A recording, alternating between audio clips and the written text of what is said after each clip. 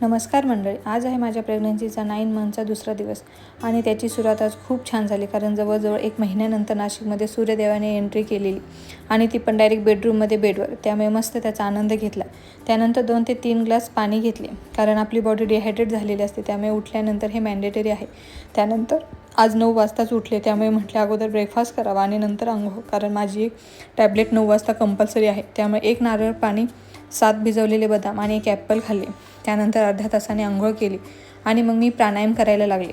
आज पण उठायला उशीर झालेला, पण म्हटले की आज नको स्किप करायला, कारण माझं उद्या काही उजडणार नाही. म्हणून मस्त असे 15 ते 20 मिनिट प्राणायाम केले आणि त्यानंतर म्हटले जरा बटरफ्लाय योगा करावा, कारण मी 5व्या महिन्यापर्यंत करत होते ह्या नॉर्मल एक्सरसाइज, पण 5व्या महिन्यापासून त्या बंद झाल्या. म्हणून म्हटले थोडे ट्राय करावे. पण बटरफ्लाय पोझिशनमध्ये बसल्यानंतर पोटावर खूप ताण आला, म्हणून लगेच बंद केले.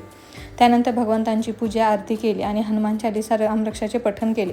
तोपर्यंत इकडे आई शंकरपाळ्या बनवत होते, कारण मला खूप दिवसापासून त्या खायच्या होत्या. 2 दिवसापूर्वीच करायचे ठरले होते, पण ग्रहणामुळे थांबलेलं आणि फायनली आज त्या केल्या आणि खूप सुंदर झालेल्या. त्यानंतर माझे एक पार्सलही आलेले, ते घेतले आणि मी आईला मदत करायला लागली. तिने खाली बसून मला करून दिले आणि मी त्या किचनवर बसून तळल्या, कारण तळायला खूप उशीर लागतो आणि एवढा वेळ मला उभा राहणे काही पॉसिबल नव्हते. म्हणून त्यानंतर जेवणामध्ये आईला मी उपीट बनवायला लावले, कारण तळता बऱ्याच शंकरपाळ्या मी खाल्लेल्या. नंतर 5 वाजता फ्रूट्स खाऊन आम्ही गेलो टेरेसवर. मला 1-2 रील्स शूट करायच्या होत्या म्हणून. त्यानंतर खाली आल्यानंतर दूध घेतले आणि जेवणामध्ये आईने मेथीची भाजी आणि चपाती बनवलेली ती खाल्ली आणि दिवसाचा शेवट भगवद्गीता रिडिंगने केला. तर चलो भेटू नेक्स्ट व्हिडिओमध्ये. बाय.